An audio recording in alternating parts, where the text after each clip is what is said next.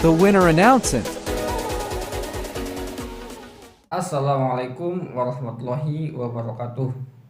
Perkenalan adalah sebuah pemantik untuk menumbuhkan sebuah relasi. Tak akan terjadi relasi jika tidak dimulai dengan perkenalan. Perkenalkan, saya Ferdinanda Adiji Pratama dari kelompok Ogisa Dubi, Universitas Aisyah Yogyakarta. Jadi, pada kesempatan yang sangat berbahagia ini, teman-teman, saya akan menjelaskan seputar apa itu psikologi kognitif. Psikologi kognitif adalah studi tentang struktur kognisi dan komponennya dalam memproses informasi. Konsep dari kognitif itu sendiri telah berpengaruh besar pada pembelajaran saat ini, yaitu berupa kesadaran yang tinggi kepada pendidik betapa pentingnya pengaruh pengetahuan awal, entry behavior, dan strategi penguatan memori terhadap pembelajaran saat ini. Kaitannya dengan perkembangan kognitif, seorang psikolog terkenal, Jean Piaget, mengungkapkan tahap-tahap yang harus dilalui seorang anak dalam mencapai tingkatan perkembangan proses berpikir. Yang pertama, tahap sensori motor 0-2 tahun. Anak yang berada pada tahap ini, pengalaman diperoleh melalui perubahan fisik, yaitu gerakan anggota tubuh, dan sensori, yaitu koordinasi antara alat indera. Pada penggunanya, pengalaman itu bersatu dengan dirinya. Ini berarti bahwa satu objek itu dikatakan ada apabila dia melihatnya. Kemudian yang kedua yaitu tahap praoperasi 2-6 tahun. Pada tahap ini adalah tahap pengorganisasian operasi konkret. Istilah operasi yang digunakan di sini adalah berupa tindakan-tindakan kognitif seperti mengklasifikasikan sekelompok objek. Pada tahap ini pula, pemikiran anak lebih banyak berdasarkan pengalaman konkret daripada pemikiran logis. Kemudian yang ketiga yaitu tahap operasi konkret 6-12 tahun. Di tahap ini, anak telah memahami operasi logis dengan bantuan benda-benda konkret. Kemampuan ini terwujud dalam memahami konsep kekekalan, kemampuan untuk mengklasifikasikan dan serasi, mampu memandang suatu objek dari sudut pandang yang berbeda secara objektif, dan berpikir irreversibel. Yang terakhir, tahap operasi formal 12 tahun ke atas. Tahap ini merupakan tahap akhir dari perkembangan kognitif secara kualitas. Anak pada tahap ini sudah mampu mengadakan penalaran dengan menggunakan hal-hal abstrak.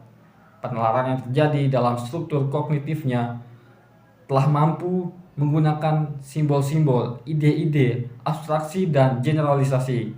Ia telah memiliki kemampuan melakukan operasi-operasi yang menyatakan hubungan di antara hubungan-hubungan untuk memahami konsep.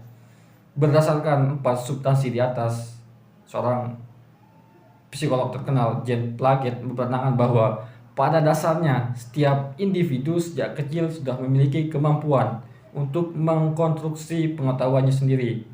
Pengetahuan yang dikonstruksi oleh anak sebagai subjek maka akan menjadi pengetahuan yang sangat bermakna. Sedangkan pengetahuan yang hanya diperoleh melalui proses pemberitahuan tidak akan menjadi pengetahuan yang bermakna. Pengetahuan tersebut hanya untuk diingat sementara, setelah itu dilupakan. Mungkin hanya itu yang dapat saya sampaikan. Billahi fisabilil haq fastabqul khairat. Sekian dan terima kasih. Wassalamualaikum warahmatullahi wabarakatuh.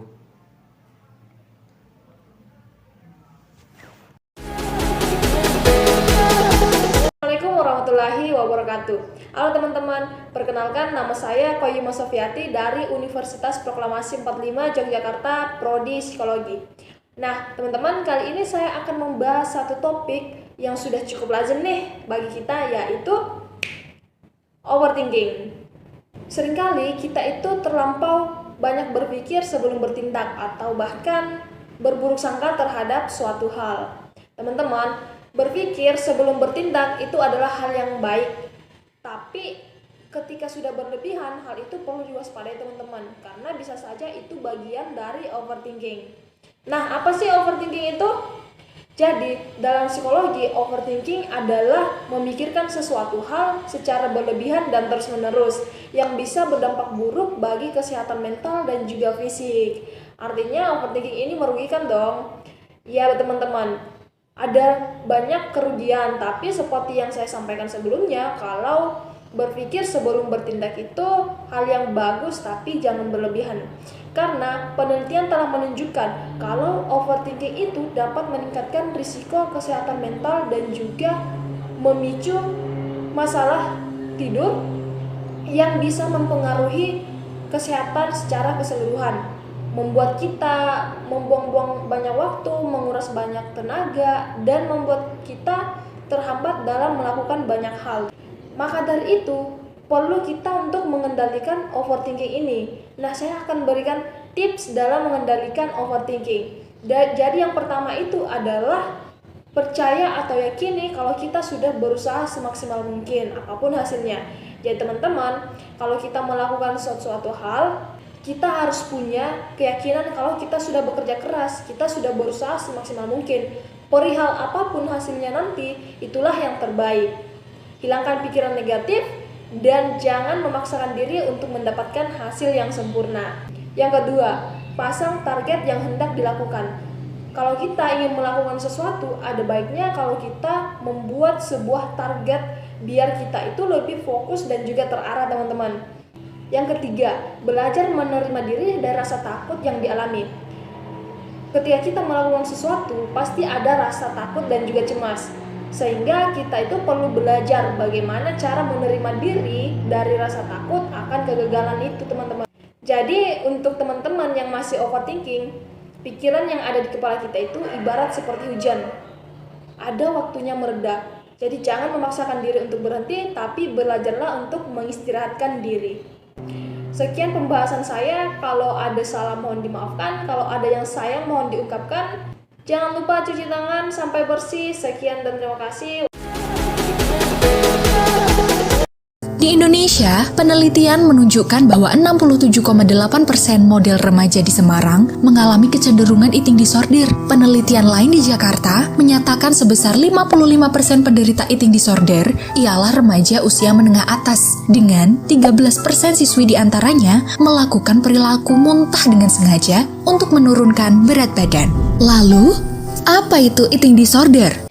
Hai, kenalin aku Mega Maharani dari Prodi Gizi Universitas Asia Yogyakarta. Seperti video yang udah kalian lihat tadi, ternyata di Indonesia sendiri banyak loh penderita eating disorder. Eating disorder itu apa sih? Oke guys, ayo kita bahas. Jadi, eating disorder itu adalah gangguan psikologis dan medis yang menyebabkan kelainan serius dalam perilaku makan untuk mengendalikan berat badan. Nah, eating disorder sendiri punya 3 jenis guys. Jadi nanti aku akan menjelaskan satu persatu dari ketiga jenis tersebut. Yang pertama ada anoreksia nervosa. Anoreksia nervosa adalah gangguan makan yang ditandai dengan berat badan terlalu rendah, munculnya ketakutan intensif akan kenaikan berat badan dan persepsi berat badan yang terdistorsi. Mereka yang mengalami anoreksia biasanya menggunakan upaya ekstrim untuk mengontrol berat badan dan bentuk tubuh mereka yang seringkali mengganggu kesehatan dan aktivitas kehidupan. Orang yang mengalami anoreksia itu biasanya melakukan pembatasan konsumsi kalori secara berlebihan dan melakukan olahraga yang sangat keras untuk menurunkan berat badan mereka. Bahkan mereka rela memuntahkan makanannya kembali, dan biasanya mereka juga menggunakan obat pencahar secara berlebihan. Lalu yang kedua itu ada bulimia nervosa. Bulimia nervosa adalah gangguan yang mengkonsumsi makan dengan jumlah yang besar secara cepat dan diikuti dengan perilaku muntah, puasa atau olahraga berlebih untuk mencegah bertambahnya berat badan. Ada tanda-tanda dari penderita bulimia nervosa, yaitu mereka akan mengalami depresi dan mengalami perubahan situasi hati secara berlebihan, merasa bersalah, marah, membenci diri sendiri, menjadi sibuk makan, mengatur berat badan dan bentuk badan, menjadi ketergantungan terhadap alkohol dan obat-obatan, dan mereka akan benci jika makan dalam porsi yang besar, lalu terobsesi untuk memuntahkan kembali makanannya karena takut akan berat badan yang bertambah. Yang ketiga, ada binge eating disorder. Binge eating disorder merupakan keadaan di mana mengkonsumsi makanan dalam jumlah banyak dan disertai dengan kehilangan kontrol ketika makan dan terus berulang, namun tidak disertai dengan dimuntahkan setelah makan. Nah, biasanya penderita akan merasa bersalah dan malu akan perilakunya. Lalu, untuk pengobatan eating disorder sendiri itu bisa dilakukan dengan CBT atau Cognitive Behavior Therapy. Terapi ini dilakukan untuk membantu pengidap eating disorder dalam mengambil kembali kontrol dalam dirinya sekaligus membiasakannya untuk makan secara teratur. Terapi ini bekerja dengan cara melihat hubungan antara pikiran negatif, perasaan, dan perilaku yang berkaitan dengan makan, bentuk tubuh, dan berat badan. Semoga ilmu yang aku sampaikan ke kalian bermanfaat dan terima kasih yang sudah menonton video ini sampai habis. See you!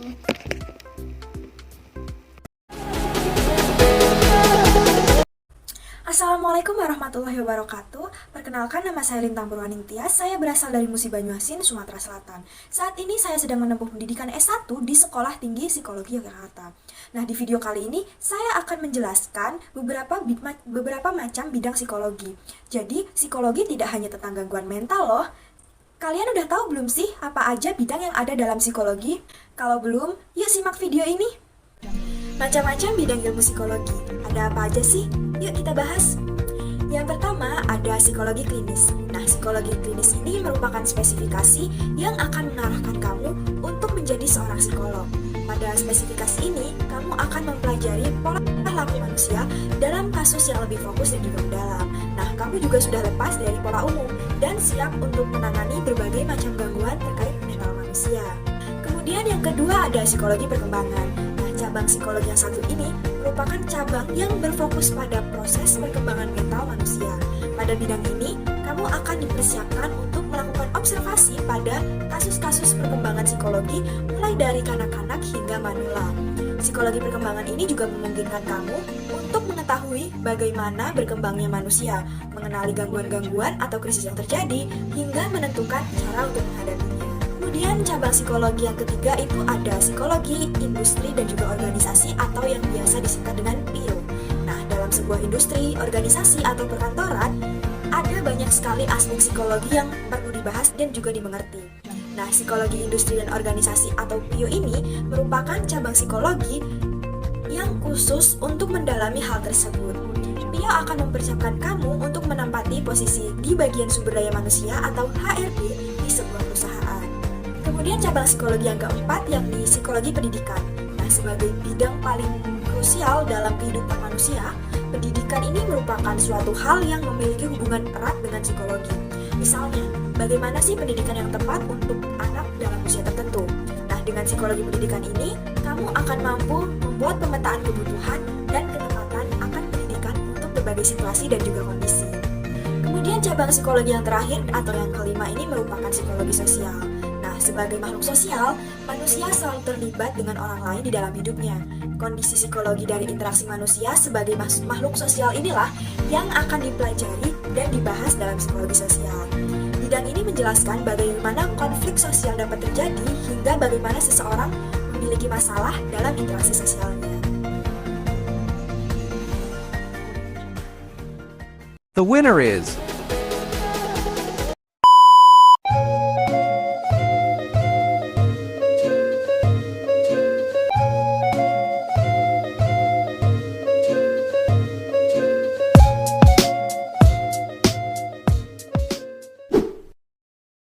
Nomofobia merupakan gangguan psikologis ketika seseorang tidak dapat mengakses telepon pintarnya atau smartphone yang dia miliki. Yang pertama, mudah teralihkan oleh notifikasi smartphone, sampai-sampai smartphone lebih utama daripada situasi sekitar.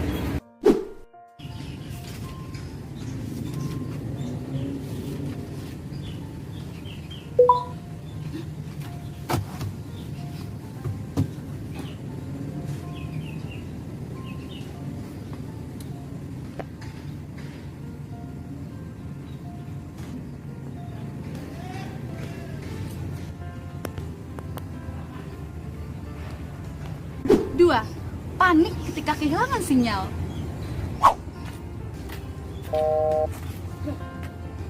Kok tiba-tiba nggak ada sinyal? Kok nggak ada sinyal? Aduh, gimana sih sinyal? Yang ketiga, sering merasakan getaran smartphone atau phantom vibration.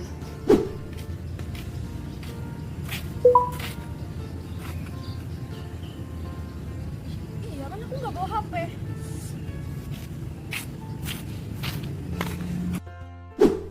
Ada 4 aplikasi yang sering digunakan. Riset menunjukkan sebanyak 95,1% smartphone digunakan untuk mengakses sosial media.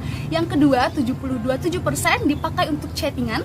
Yang ketiga, 64,8% terpakai untuk mencari alamat melewati GPS. Yang keempat, yaitu 61,1% untuk melihat barang-barang favorit di online shop. Jangan lihat-lihat barang dulu dong, check out! Yang pertama, potensi stres apalagi kalau HP lowbat. Yang kedua, kurangnya fokus. Kemudian, yang ketiga, interaksi sosial terganggu. Yang keempat, produktivitas menurun. Yang kelima, insomnia. Kok bisa? Kenapa? Karena ada rasa tidak mau berpisah dengan smartphone. Pada malam hari, memberikan sugesti pada otak agar terus-menerus menggunakannya sehingga mengusir rasa kantuk. Apa sih solusi pencegahannya? Yang pertama, matikan notifikasi pada smartphone di waktu tertentu. Yang kedua, gunakan smartphone seperlunya saja. Yang ketiga, perbanyak aktivitas interaksi sosial. Fokuskan diri dengan aktivitas positif. Yang kelima, jangan begadang. Matikan smartphone sebelum tidur dan letakkan jauh dari jangkauan. Yang terakhir, hindari penggunaan smartphone saat berkendara karena itu sangat berbahaya. Mulai saat ini, yuk kita biasakan diri untuk lebih bijak dalam menggunakan smartphone. Saya Sanai, saya anti nomopedia.